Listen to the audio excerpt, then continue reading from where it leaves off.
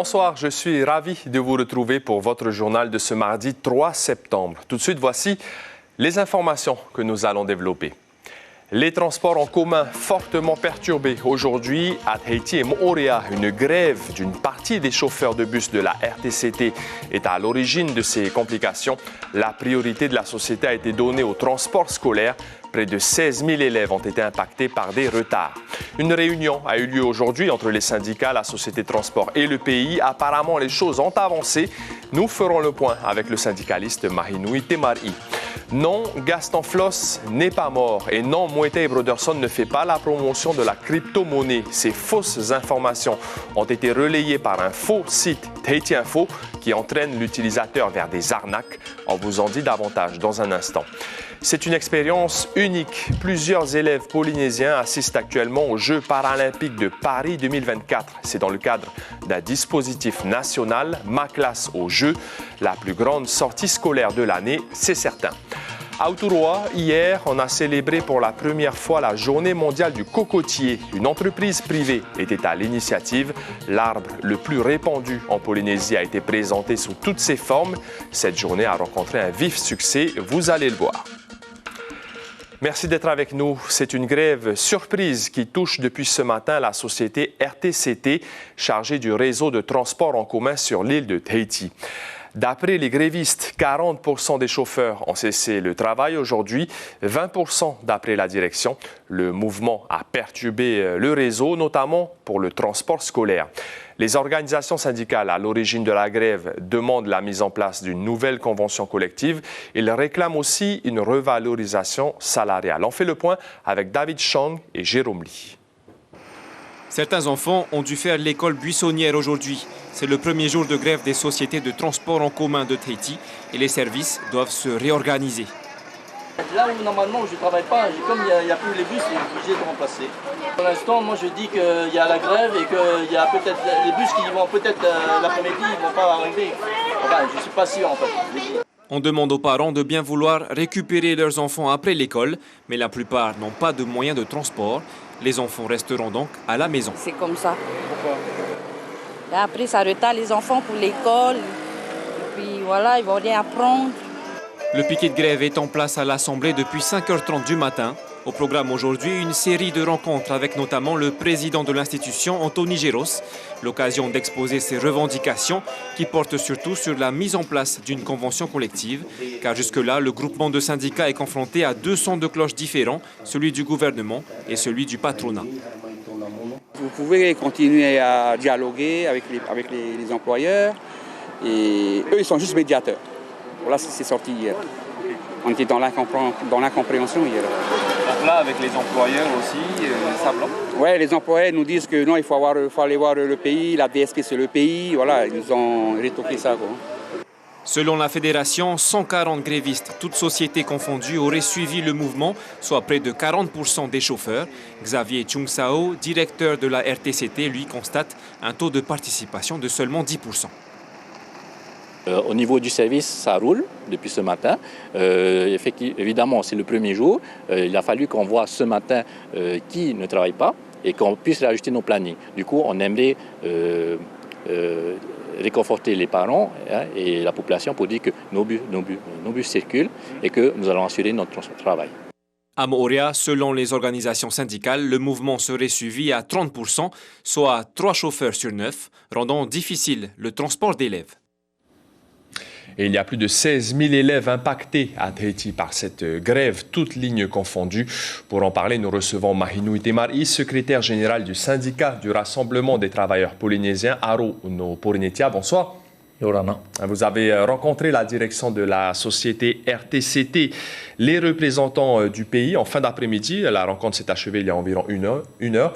Est-ce qu'une solution a été trouvée à ce conflit? Oui, tout à fait, puisque on peut dire que même depuis hier, il n'y a pas eu d'un accord entre nous et le gouvernement.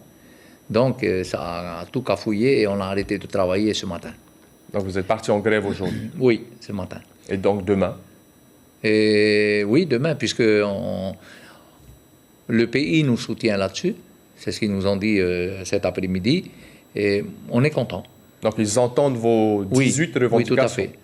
D'accord. Pas seulement les 18 revendications, c'est surtout le projet de convention collective, puisque c'est là où on est parti. Il y a un malentendu sur la façon dont ils ont interprété ça, parce qu'ils disent qu'on ne peut pas mettre un projet, une convention collective en place, puisqu'il y a la DSP, tu vois, qui lie l'entreprise et le pays, mais ils ont oublié qu'il y a cinq entreprises, donc c'est un secteur. Et on devait mettre la convention collective, c'est sectoriel. Donc là, on entre vraiment dans le cœur de vos revendications. Oui, tout à fait. Mais est-ce que demain, les 70 chauffeurs qui ont arrêté le travail, par exemple, aujourd'hui, demain, ils vont assurer le service ou il y aura encore des non, il y aura encore des arrêts de travail. Donc les parents doivent prendre leur disposition. Oui, tout à fait. Tout à fait. Et accepter nos excuses là-dessus, puisque c'est l'avis des salariés de demain. Parce que pendant plus de 20 ans, il n'y a jamais eu de convention collective et ce n'est pas la faute des entreprises, c'est nous, en tant que syndicalistes. J'étais dans CSTPF à l'époque. Aucun syndicat n'a pensé à mettre une convention en place.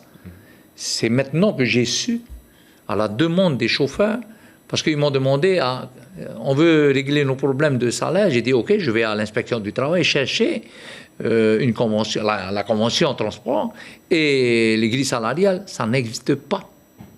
C'est un exemple alors des choses qui ne vont pas au sein de la RTCT. Donc, en tout cas, nous avons décidé de mettre ça en place et maintenant on demande au pays qu'on puisse travailler avec eux et les employeurs aussi, effectivement. Parce que c'est une convention, on ne signe pas aujourd'hui, c'est au moins 1 an de discussion. Donc en tout cas, le mouvement se poursuit tant que rien n'est signé et apparemment ça irait dans le bon sens, mais vous attendez. Oui, tout à fait. Donc c'est ainsi qu'on prend la chose. Merci beaucoup. Et il faut savoir qu'il y a eu un malentendu et les gars ont arrêté de travailler. Comment on fait? En tout cas, ils sont avant de signer quelque chose demain, il faut qu'on mette tout en ordre et c'est surtout le calendrier de discussion. C'est surtout ça. Merci beaucoup, Mahino Itemari, secrétaire général du syndicat du RTP Aruno Porinitia. À retenir, donc, les parents doivent prendre leurs dispositions pour éventuellement le transport scolaire de leurs enfants, car demain, il y aura encore des perturbations. Merci encore. Tant pis. Et le Haut-Commissariat informe à l'instant qu'une opération de sauvetage est en cours au Tuamotu, car un bateau de pêche polynésien est en panne moteur à la dérive à l'est de l'atoll d'Aratika. L'hélicoptère Dauphin est sur place pour élitreiller l'équipage en cas de besoin. Les conditions météo sur place donc sont mauvaises. Depuis quelques semaines, des fake news circulent sur les réseaux sociaux en Polynésie. De fausses informations très graves ont été publiées. La mort de Gaston Floss a par exemple été annoncée. Moetai Broderson a aussi été utilisé pour faire la promotion de la crypto-monnaie. Des fake news qui apparaissent sur une fausse page du média Tahiti Info, créée exclusivement pour attirer les utilisateurs vers des arnaques. Heidi Enko et Jacques Damour. Tout est parti d'une fausse page copiant le site officiel du média Tahiti Info. Présentation et typographie identiques et toujours un texte qui incite les plus naïfs à cliquer pour en savoir plus. On est alors dirigé vers une page d'un site d'investissement dans la crypto-monnaie. C'est un préjudice en termes d'image. Après, les lecteurs ne sont pas idiots. Ils voient très bien les fautes d'orthographe. Gaston Floss n'est pas mort, Moetai Broderson n'est pas mort. Moetai Broderson faisant de la promotion de la crypto-monnaie, interrogé par Élise Lucet, en Polynésie française, c'est totalement aberrant, donc les gens ne sont pas bêtes. J'espère en tout cas qu'ils ne le sont pas et qu'ils ne sont pas attirés par ces choses-là. Tahiti Info compte porter plainte. Moetai Broderson a rapidement fait un démenti via les réseaux. Quant à Gaston Floss, son épouse nous le confirme, il est bel et bien en vie. Cependant, cette mauvaise blague dure un peu trop à son goût. Il se porte bien, il va bien, ça lui fait rire. Il dit chouette, il est content parce qu'on parle de lui. Comme d'habitude, il est toujours aussi courageux, aussi fort, mais toujours en train de travailler, plein de vie. Mais moi, ce qui m'agace, c'est le fait il y a eu des annonces coup sur coup dans la semaine. Bon, une fois, on prend ça vraiment un peu pour une rigolade, mais après, ça va, hein, ça suffit. Hein. On comptabilise près de 35% d'atteintes aux personnes, comme dans ce cas de détournement des images de personnes politiques. Mais la grande majorité des infractions est liée aux biens, notamment via les arnaques aux faux conseillers bancaires dus au phishing. Elles ont augmenté de 80% en un an et le piratage de comptes de plus de 20%. À la DPDJ, 2 investigateurs se penchent en permanence sur les infractions liées au numérique. Cette personne est victime du fait qu'elle peut déposer plainte et la peine prévue est d'un an d'emprisonnement. Donc pour celui qui a fait le montage dans le but de tromper des personnes. Ensuite, il y a les secondes victimes, celles qui croient avoir affaire à la personne dont l'image a été détournée et qui tombent dans un piège. Arnaques au prêt bancaire, pyramides de Ponzi ou encore aujourd'hui à la crypto-monnaie sont en Polynésie de plus en plus courantes via les réseaux. En 2023, le ministère de l'Intérieur a comptabilisé près de 280 000 atteintes numériques en France, soit une augmentation de 40% en 5 ans. Il faut ainsi se méfier de tout, notamment sur le web et encore plus avec l'avènement de l'intelligence artificielle. Et vous pouvez retrouver tous les chiffres des services de l'État ainsi que les liens dans notre article sur Internet. En solidarité avec Paul Watson, le fondateur de l'ONG radicale Sea Shepherd, demain à 15h30, l'association Mata Tohora organise un sit-in pacifique dans les jardins de Pauwhai pour soutenir la libération de l'activiste. Paul Watson a été arrêté au Groenland, territoire dépendant du Danemark, le 21 juillet dernier. La Cour suprême examine demain sa 2e demande de remise en liberté, lui qui risque une extradition vers le Japon, pays qui lui reproche des entraves à ses campagnes de pêche à la baleine. Dans l'Hexagone, cette semaine est synonyme de rentrée scolaire et pendant que certains élèves allaient en classe, d'autres ont eu le privilège de faire leur rentrée paralympique, si l'on peut dire. Ma classe aux Jeux, une sortie scolaire géante aux Jeux paralympiques de Paris. Des Polynésiens y étaient, Yousra Mahadali et Thierry Hilersin. Participer à Ma classe aux Jeux, une opportunité qu'a saisi plusieurs groupes scolaires des Outre-mer, soit environ 600 élèves. Lors de ce match de basket fauteuil, la Martinique, la Réunion, la Guyane ou encore la Polynésie française étaient présents dans les tribunes de l'Accor Arena de Bercy. C'est plus qu'une belle expérience parce que d'abord c'est une opportunité de participer aux Jeux paralympiques et au-delà de pouvoir venir en métropole. C'est des élèves qui ne sont jamais sortis de la Polynésie et pour eux c'est une chance de pouvoir venir en métropole et de découvrir la capitale. Une opération qui s'inscrit dans le programme de billetterie populaire Ma classe aux Jeux, déployé par le ministère de l'Éducation nationale et de la jeunesse. Et pour y participer, les établissements devaient mettre en place un projet en lien avec les Jeux. C'est une finalité. Notre école vise toujours l'excellence parce que depuis des années, nous menons les Jeux olympiques dans notre circonscription du Marigot. On est sur place, on voit les athlètes, on voit leur persévérance et ça c'est un moteur pour les élèves dans les apprentissages. Cette ouverture culturelle et même juste visuelle de voir des jeux et des épreuves physiques comme ça, c'est plus qu'important. Et les plus heureux, c'est cette jeunesse qui vit un rêve éveillé. C'est incroyable parce que au début tu n'y crois pas vraiment et quand tu arrives ici, tu as l'impression d'être à la télé quoi. J'arrive pas à croire que je suis ici parce que je rêve d'aller voir les Jeux paralympiques ou bien les Jeux olympiques. C'est vraiment une chance pour nous. On découvre Paris, on découvre la France aussi, les épreuves de JO. C'est vraiment une incroyable chance. Ma classe aux Jeux constitue ainsi la plus grande sortie scolaire jamais organisée et l'occasion parfaite de sensibiliser les jeunes aux valeurs du handisport. Retour en Polynésie. À quelques jours du Salon du Tourisme, plusieurs propriétaires de pensions de famille de Bora Bora, de Rangiroa ou encore de Tahiti se sont réunis aujourd'hui en présentiel avec l'Association du tourisme authentique en Polynésie. C'est une réunion qui a lieu 2 fois par an pour avoir les retours d'expérience des professionnels du tourisme. Aujourd'hui, ces derniers demandent surtout une évolution de la réglementation et des mises au point sur certaines normes de sécurité. Tout cela pour améliorer la qualité du service touristique aux Fénois. Les détails avec Melinda Baudin, la présidente de l'Association du tourisme authentique en Polynésie, au micro de Juan Potoru et Hubert Liao. Quand on reçoit des touristes, on se doit d'être professionnel et d'être aux normes. Voilà. Ça, c'est le premier sujet. Et le deuxième sujet, ce sont tous ces contrôles, bien sûr, qui seront toujours par rapport aux normes, par rapport à cette sécurité, par rapport à la sécurité incendie, l'électricité. tout ça. Et bien d'autres sujets, parce qu'ils ont plein de sujets à aborder. La professionnalisation, la promotion, voilà.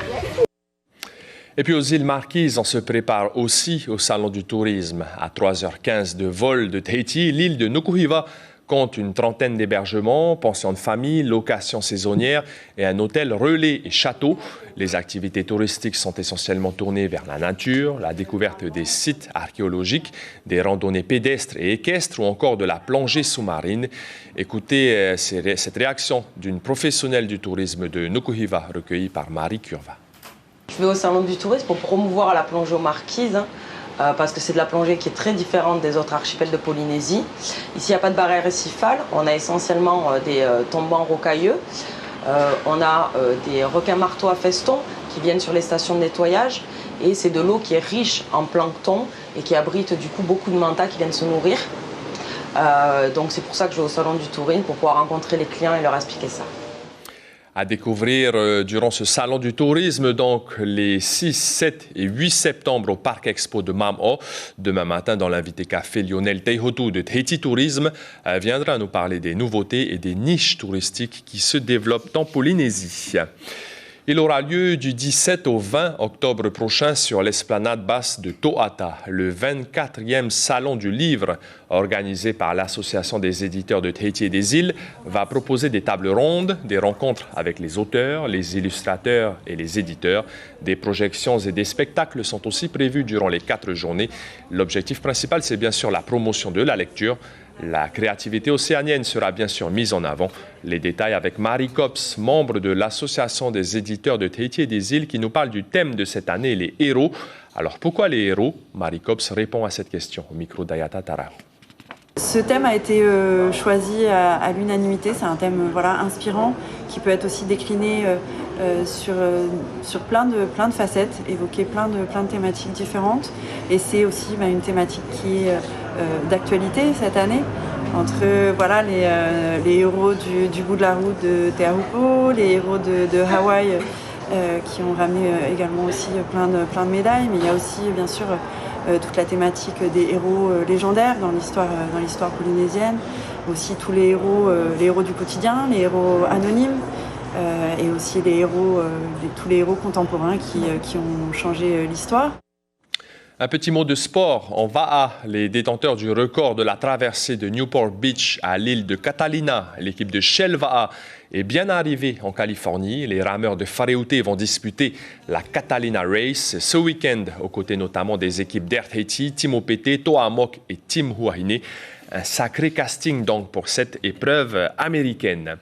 La journée mondiale du cocotier, c'était officiellement hier, le 2 septembre, et à Raiatea, elle a été célébrée pour la toute première fois.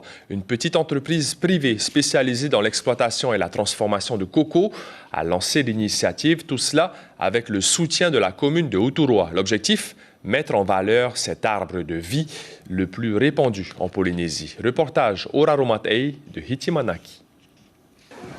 Tioti Tarua, plus que le nom d'une entreprise familiale, c'est un concept, une vision. Comme il est de coutume au Fénois, ce sont les oriro, les chants traditionnels, les danses qui ont animé cette célébration, l'occasion d'allier fête et culture autour du cocotier. La journée commençait avec la plantation d'un cocotier symbolique par 4 générations de ma famille. Donc voilà, on est très honorés et reconnaissants aujourd'hui. Mais on a aussi un atelier tressage, bien-être, massage, gommage. On a quelqu'un qui travaille la fibre de coco pour en faire de la corde. On a évidemment le copra, l'huile de coco, le monde-œil et notre inévitable lait de coco. Le cocotier est présent dans les archipels de la Polynésie, un peu plus dans les Tuamotu. Beaucoup le considèrent comme l'arbre de vie, celui qui nourrit ou fait vivre des familles entières. C'est que tous les jours, en Polynésie, ils utilisent le coco, l'eau de coco, le lait de coco, et c'est la nourriture des Polynésiens avec plusieurs préparations, mais le coco, c'est la base de tout. sur place une vingtaine d'enfants de l'école élémentaire de Pouhiné qui tenaient eux aussi à marquer le coup à travers des prestations de chants et de poèmes, des péhé-péhé qui font l'éloge du cocotier, un moyen de transmission pour la nouvelle génération. Oui, parce que on a grandi dans la nature, le cocotier était toujours là quand on avait soif, quand on avait faim. Donc oui, c'est important. Alors, du coco râpé, des fleurs avec du sel. Et qu'est-ce que vous avez fait avec tout ça? On avait mis... On hydrate notre peau avec... Quand ta peau est morte, tu prends et tu mets et après ça devient lisse ta peau. Pour cette première édition à Rayatea, Tioti Tarua a pu compter sur l'appui des services du pays et de la commune d'Outuroa. Le 2 septembre est la date qui permet de se rappeler que le cocotier reste une ressource sûre pour les familles du Fénouan. L'information principale de ce mardi 3 septembre, c'est la grève surprise aujourd'hui au sein de la RTCT. Plusieurs chauffeurs de bus ont cessé le travail et le réseau de transport en commun à Tahiti a été perturbé. Les transports scolaires ont été assurés, mais avec de nombreux retards. Près de 16 000 élèves sont concernés à Tahiti. Une réunion entre les syndicats, la RTCT et le pays s'est tenue en fin d'après-midi. Un accord pour une sortie de conflit devrait être signé demain. En attendant, le mouvement de grève est maintenu. Il y aurait donc encore des perturbations demain matin. Dans votre petit écran, ce mardi soir, juste après ce journal, le téléfilm à fleur de peau. Puis à partir de 21h, les Jeux paralympiques de Paris 2024. À la une de Tahiti Info, demain mercredi, un 24e Salon du Livre héroïque. C'était un plaisir de vous accompagner tout au long de cette édition. Merci de votre fidélité. On se quitte sur les images d'une exposition à la salle Muriavei de l'artiste Fu Xiolan. Passez une excellente soirée, à demain et prenez bien soin de vous.